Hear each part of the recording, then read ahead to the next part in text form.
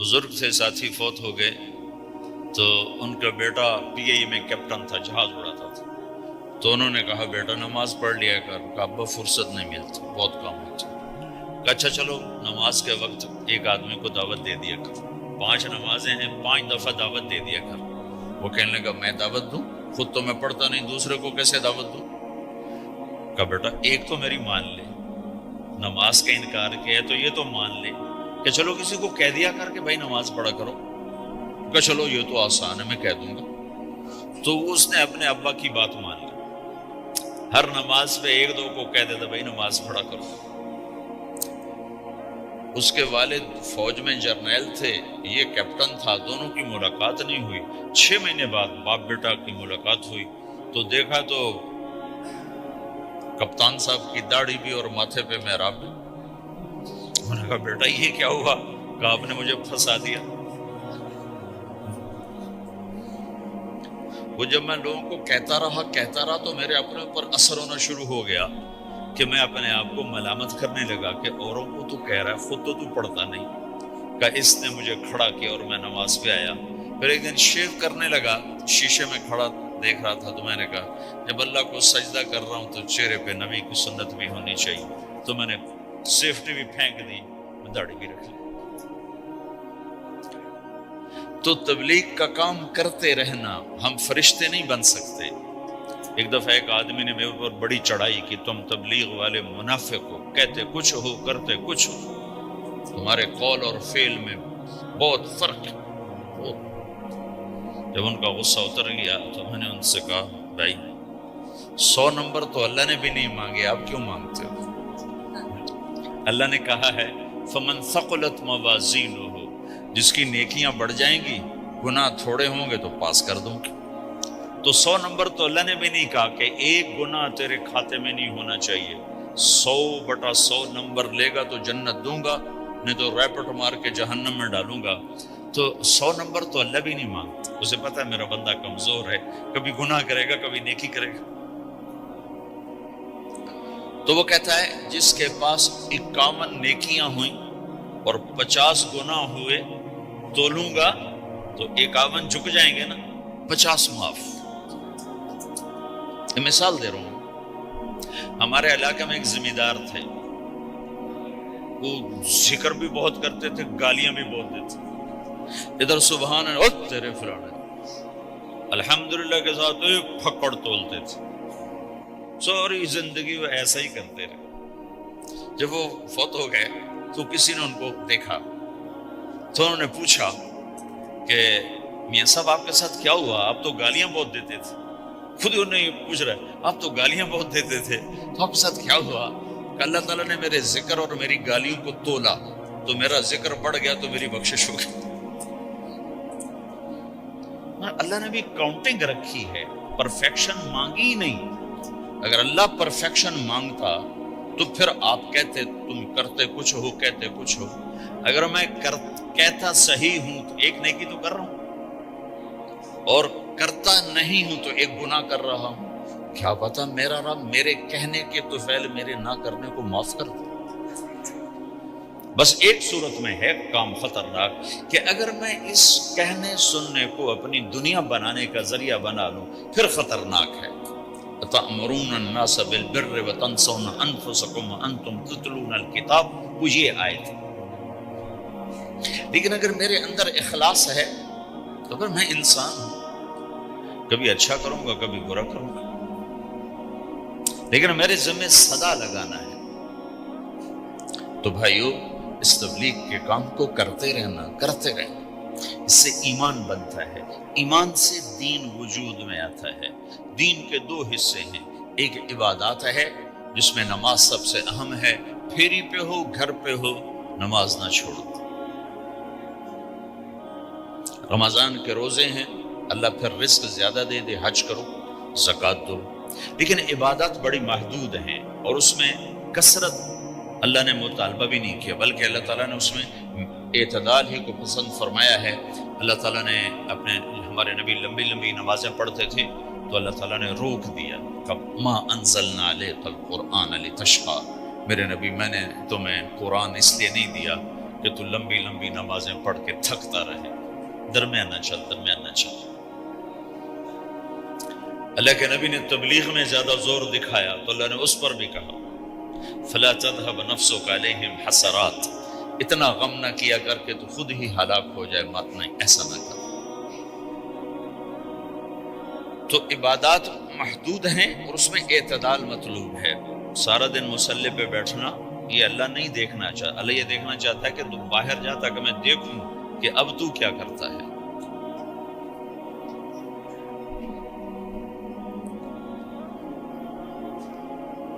دوسرا حصہ اس کا اخلاقیات ہے، آپس کی معاشرت ہے۔ دین جو اثر انداز ہوتا ہے وہ معاشرت سے اثر انداز ہوتا ہے، عبادت سے نہیں، عبادات سے نہیں۔ عبادت تو مسجد کے اندر ہے یا مصلی پر گھر کے اندر ہے، روزہ اندر کی چیز ہے، حج بیت اللہ میں ہے، زکوٰۃ مسلمان کو دی جاتی ہے۔ تو دنیا میں دین پھیلنے کے لیے اور اپنوں کو دین کے قریب کرنے کے لیے جو سب سے بڑا عمل ہے وہ بھائیو اچھے اخلاق ہے۔ یہ دوسرا حصہ میں آج بیان کرنا چاہتا ہوں۔ اللہ کے نبی نے فرمایا ایو اور الاسلام اوثق، مجھے بتاؤ اسلام کا سب سے مضبوط عمل کیا ہے؟ تو صحابہ نے کہا الجہاد، یا رسول اللہ جہاد۔ اسلام کا سب سے مضبوط عمل کیا ہے؟ صحابہ نے کہا جہاد۔ تو آپ نے کہا وحسن وما هو به، ہاں ہاں جہاد بہت اچھا عمل ہے لیکن سب سے بڑا عمل نہیں ہے، سب سے مضبوط عمل نہیں ہے۔ ان کا جی الصلاۃ، نماز۔ تو آپ نے کہا ہاں وحسنۃ وما هي بها، نماز بھی بہت اچھی چیز ہے لیکن وہ نہیں جو میں پوچھ رہا ہوں، سب سے اعلیٰ، سب سے اوپر، سب سے مضبوط نہیں۔ انہوں نے کہا جی الحج، حج۔ تو آپ نے کہا حج بھی بہت اچھا عمل ہے لیکن وہ نہیں جو میں نے پوچھا ہے۔ پھر صحابہ نے کہا جی روزہ، آپ کا روزہ بھی بہت اچھا ہے لیکن وہ نہیں جو میں نے پوچھا ہے۔ تو پھر صحابہ نے کہا یا رسول اللہ پھر آپ ہی بتائیں، ہمیں تو نہیں پتہ۔ تو ہمارے نبی عبادات سے اوپر لا رہے ہیں، اپنے ساتھیوں کو عبادات پہ قائم کر دیا۔ ہر آدمی نمازی بن چکا ہے، ہر آدمی روزے دار بن چکا ہے، ہر آدمی مالدار زکوٰۃ دینے والا بن چکا ہے، اور ہر آدمی حج کا جذبہ پیدا کر چکا ہے۔ اب آپ ان کو اخلاق پہ لانا چاہتے ہیں، چونکہ اسلام کی تکمیل اخلاق سے ہے۔ اسلام کو تشبیہ دی گئی ہے گھر کے ساتھ، بنی الاسلام علی خمس، تو بنیا کا لفظ عمارت پر بولا جاتا ہے۔ تو اسلام کی بنیاد میں ہے کلمہ، نماز، روزہ، حج، زکوٰۃ۔ اگر اس مسجد کی بنیادیں بھر دی جائیں تو اس کو مسجد تو نہیں کہیں گے نا۔ ہاں جی بنیادیں ڈال دی ہیں، چھت ڈالنی ہے، جب چھت پڑے گی تو پھر یہ مسجد کہلائے گی۔ تو اسلام کی بنیاد قائم ہو چکی تھی، اب آپ چھت ڈالنا چاہتے تھے۔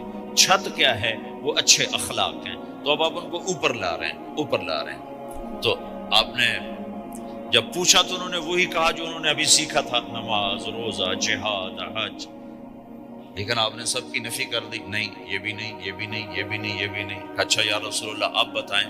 تو آپ نے فرمایا ان اوثق عر الاسلام الحب للہ والبغض للہ، اسلام کا سب سے مضبوط عمل وہ آپس میں اللہ کے لیے محبت کرنا ہے۔ اسلام کا سب سے مضبوط عمل وہ آپس میں اللہ کے لیے محبت کرنا ہے۔ اسلام کا سب سے مضبوط عمل وہ محبت ہے، اللہ کے لیے بغض ہے، اللہ کے لیے محبت ہے، یہ اسلام کا سب سے مضبوط عمل ہے۔ تو بھائیو یہ چھوٹا سا معاشرہ اسلامی بن جائے، اس کے لیے بنیاد میں نے پہلے بتا دی، اب چھت بتا رہا ہوں، وہ ہیں اچھے اخلاق۔ اللہ تعالیٰ نے جب ہمارے نبی نے نماز لمبی پڑھی تو اللہ نے کہا درمیانی پڑھو، میں نے ابھی بتایا۔ تبلیغ میں دکھ زیادہ جھیلا تو اللہ نے کہا درمیانہ چلو، لیکن جب اللہ کے نبی نے اخلاق بلند کیے، اخلاق، تو اس پر بھی اللہ تعالیٰ فرماتا میرے نبی ذرا اتنا نرم نہ ہو، تھوڑا سا سختی دکھا، آنکھیں دکھا۔ تھوڑا شوشاں کر دیں تو میرے رب نے کیا کہا؟ واہ، میرے رب نے آپ کے اخلاق کی جیسی تعریف کی ہے، آپ کے کسی عمل کی ایسی تعریف نہیں کی۔ نماز کو کہا معتدل، اعتدال، دعوت کو کہا اعتدال، اور اخلاق کو کیا کہا؟ انک لعلی خلق عظیم، اور اس کو طاقت پہنچائی قسم اٹھا کے نون، پھر قسم اٹھائی قلم کی جو علم کا ذریعہ ہے، والقلم وما یسطرون، مجھے قسم ہے قلم اور اس کی تحریر کی، ما انت بنعمت ربک بمجنون وان لک لاجرا غیر ممنون۔ ان دو آیتوں کو چھوڑ کر اگلی جو آیت آ رہی، وانک لعلی خلق عظیم، اے میرے محبوب میں قسم اٹھاتا ہوں قلم اور اس کی تحریر کی، تیرے اخلاق بڑے عالی شان۔ یہ نہیں کہا تیرے اخلاق بڑے عالی ہیں، انک لعلی، علا، علا کا یہاں بہت عظیم الشان کردار ہے۔ علا یہ بتا رہا ہے کہ اے میرے نبی، جتنے اخلاق تصور کیے جا سکتے ہیں وہ سب تیرے تابع ہو چکے ہیں، اور تو ان پہ سوار ہو چکا ہے، تو ان پہ چھا چکا ہے۔ علا چھا جانے کے لیے ہوتا ہے کہ تمام اخلاق تیرے غلام ہو چکے ہیں۔ ایک دفعہ آپ نے فرمایا اچھے اخلاق 360 قسم، 360 قسم، 360 صفات کا مجموعہ اچھے اخلاق۔ کوئی ایک صفت کسی کو مل گئی تو جنت میں چلا جائے گا۔ تو ابو بکر رضی اللہ عنہ سامنے بیٹھے تھے، کہنے گے یا رسول اللہ افی منہا شیء، ان 360 میں کوئی میرے اندر بھی کچھ ہے؟ تو آپ نے کہا تیرے اندر سارے کا سارا، کوئی کمی کوئی پورے۔ یہ آپ نے اور کسی کو نہیں کہا، صرف آپ نے یہ ابو بکر سے فرمایا کہ ابو بکر تیرے اندر پورے اخلاق 360۔ تو بھائیو، آپس کی محبت اور اچھے اخلاق یہ اسلام کا سب سے چوٹی کا سبق، سب سے اعلیٰ درجے کا سبق۔ اب ایک حدیث میں جو حدیث جبریل کہلاتی ہے، وہ انسانی شکل میں آ کر پوچھتے ہیں یا رسول اللہ اسلام کیا ہے؟ تو آپ کہتے ہیں کلمہ، نماز، روزہ، حج، زکوٰۃ، یہ اسلام۔ یہی سوال اب آخری حج کا موقع آ چکا ہے، اب اسلام 9 سال آگے، 10 سال آگے جا چکا ہے اور اس کی شکل مکمل ہو چکی ہے۔ تو عمر بن عبسہ رضی اللہ تعالیٰ عنہ یہ آخری حج کے موقع پر آپ سے ملتے ہیں اور آ کر یا آپ سے پوچھتے ہیں یا رسول اللہ مل اسلام؟ سوال ایک ہے، مل اسلام۔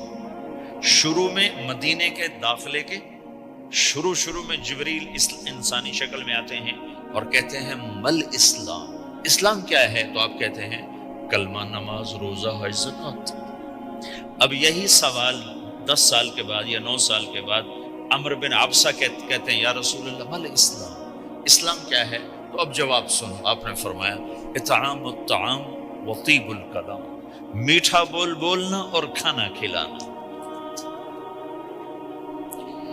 کسی سے میٹھا بول بولنا کتنا عظیم ہے میرے نبی کی، میرے اللہ کی بارگاہ میں، کہ آپ نے فرمایا ابتسامک فی وجہ اخیک صدقہ، تو اگر کسی مسلمان کو ہنس کے مل لے تو یہ بھی تیرے لیے صدقے کا ثواب، صدقہ لکھا جائے گا۔ جبریل کہتے ہیں یا رسول اللہ مل ایمان، ایمان کیا ہے؟ تو آپ فرماتے ہیں اللہ کو ماننا، فرشتوں کو ماننا، نبیوں کو ماننا، کتابوں کو ماننا، تقدیر کو ماننا، موت کے بعد کی زندگی کا اقرار کرنا۔ ان تؤمن باللہ وملائکتہ وکتبہ ورسلہ وبالبعث بعد الموت، یہ ہے ابتدائی جواب۔ اب یہی سوال عمر بن عبسہ کرتے ہیں 9 سال کے بعد، یا رسول اللہ مل ایمان، ایمان کیا ہے؟ تو آپ نے فرمایا الصبر والسماحہ، صبر کرنا، معاف کرنا۔ سوال ایک ہے، جواب 2 ہیں، کیوں کہ جگہ اور نوعیت بدل چکی ہے۔ ابتدائے اسلام ہے تو عبادات بتائی جا رہی ہیں، انتہائی اسلام ہے تو اخلاق بتائے جا رہے ہیں کہ اے عمر، ایمان کیا ہے؟ صبر کرنا، معاف کرنا، صبر کرنا، معاف کرنا۔ تو بھائیو، جو ہمارا معاشرہ بنے گا اسلامی، گھر میں باہر، وہ بنے گا اچھا۔ علی اور عباس